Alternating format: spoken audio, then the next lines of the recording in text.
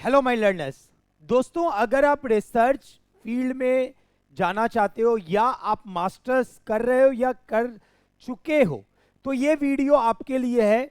और ये उन सब बच्चों के लिए जो एक अच्छा गवर्नमेंट जॉब चाहते हैं, जो बेस पे जिनको चाहते कि अच्छा मिले, जो चाहते हैं पेंशन मिले, सब कुछ ये वीडियो सब उन सब बच्चों के लिए है।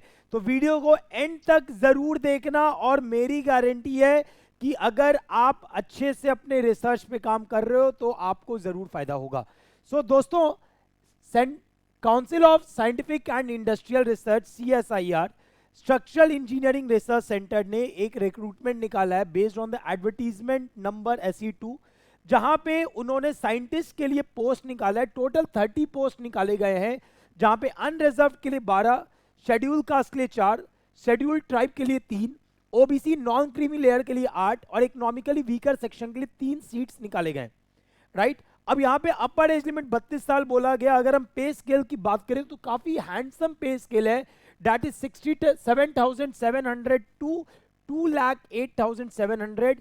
तो अगर हम सारे अलाउंसेस सब कुछ ऐड कर दे तो रफली आप लोग 1,38,652 एट द एंट्री लेवल आपको मिल जाएगा। तो सुन के बड़ा अच्छा लगता है, लेकिन इसके लिए मेहनत भी बहुत है भाई। कोई भी ऐसे ही फी फोकट का पैसा आपको नहीं देता है, आपको उसके लिए मेहनत भी करनी होती है। तो सर यहाँ पे कौन एप्लीकेबल है? पहली बात, यहाँ सारे ब्रांचेस के बच्चे अप्लाई कर सकते हैं। तो क्या क्राइटेरिया एक एक करके डिस्कस करते हैं हम लोग। सबसे पहले अगर हम बात कर रहे हैं तो हमारे पास अलग अलग पोस्ट कोड है, लाइक SCT 1 2 3 4 5, जहां पे अनरिजर्व के लिए 8, SC के लिए 4, ST के लिए 3, OBC नॉन क्रिमिनल के लिए 8 और इकोनॉमिकली वीकर सेक्शन के लिए 3 पोस्ट अवेलेबल है। इन सबका एसेंशियल क्वालिफिकेशन सेम है।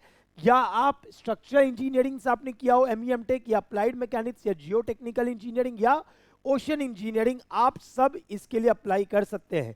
लेकिन there is also one thing mentioned here, that is desirable qualification. तो अगर आप ये डिजायरेबल क्वालिफिकेशन बात करोगे तो क्या बोलते हैं, आपको स्ट्रक्चर एनालिसिस एंड डिजाइन में एक्सपीरियंस होना चाहिए, आपको प्रोग्रामिंग में एक्सपीरियंस होना चाहिए, या आपने कुछ मॉडलिंग वर्क की हुई है, आपने रिसर्च आपका अच्छा किया हुआ है, तो वो आपका डिजायरेबल क्वालिफिकेशन एक बार रीड आउट कर लेंगे आप लोग। So this is what it's there. तो MEM टेक जो बच्चा जियो टेक्निकल, ओशियन ये सब किया है वो अप्लाई कर सकता है।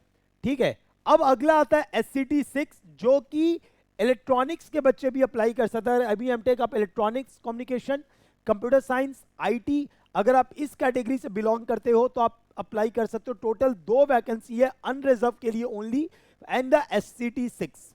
ठीक है, तो यहां पे भी ध्यान देना। देखो, डिजायरेबल क्वालिफिकेशन में आपसे मांगा है कि you have the software essential technique experimental techniques for structural engineering applications. ठीक है, उसी तरह अगर आप देखोगे तो there is also one post in the SCT 7, जो कि आपको अगर इंटेलेक्चुअल प्रॉपर्टी लॉ में आपने ग्रेजुएट डिग्री की हुई है, BTech या MSc, आप अप्लाई कर सकते हो।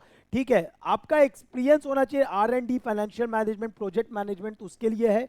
फिर there is also one seat in the unreserve category for one post, जहां पे आप MEM tech, structure, electronics, communication सारे ब्रांचेस के लिए यहाँ पे कर दिया गया है।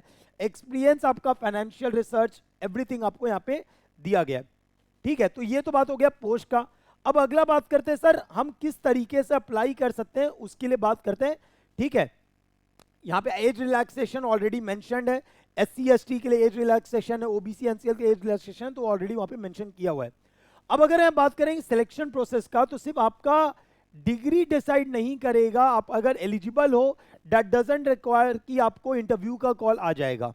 इंटरव्यू कॉल आने के लिए आपको सर्टेन थिंग्स लाइक सिलेक्शन पे आपको देखा जाएगा, आपका क्वालिफिकेशन कितना है, लाइक आफ्टर मास्टर्स आपने और भी कुछ मानो PhD किया है, या आपने पब्लिकेशन रिलीज किया है, या आपने रिसर्च स्पेशलाइजेशन आपका क्या रहा है, तो उसके बेसिस पे आपका सिलेक्शन होगा और आपको इंटरव्यू के लिए बुलाया जाएगा।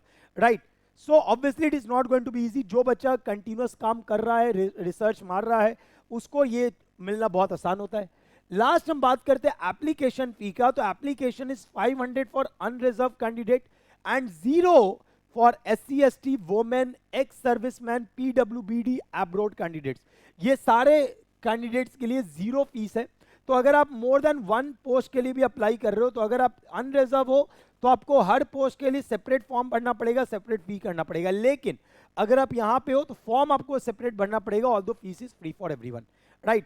सो ये आपको this is the notification release by CSIR।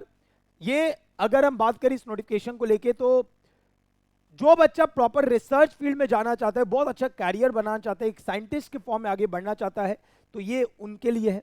साथ ही साथ ऐसे ही वीडियोस हम आपके लिए लाते रहेंगे, आपको आगे बढ़ाने के लिए जो भी मैं मदद कर सकता हूं वो करते रहेंगे। इसका डिटेल PDF आपको व्हाट्सएप ग्रुप, टेलीग्राम ग्रुप और आपका जो वेबसाइट है वहां पे अवेलेबल हो जाएगा, तो आप कनेक्ट कर लेंगे, लिंक आपको डिस्क्रिप्शन में अवेलेबल है। और ऐसे ही वीडियो के साथ जुड़े रहेंगे और हम आगे बढ़ते रहेंगे, राइट। तो चैनल को सब्सक्राइब कर लेंगे और वीडियो को ज्यादा से ज्यादा शेयर कर देंगे। Thank you everyone.